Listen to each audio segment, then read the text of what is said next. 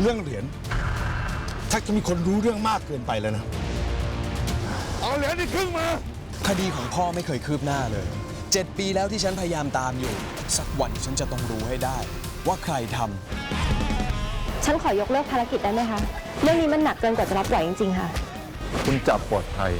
ถ้าสถานะของคุณเป็นความลับ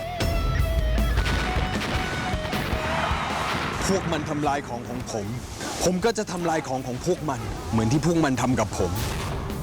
แดนดินถิ่นน้ำทะเลสีครามให้กลม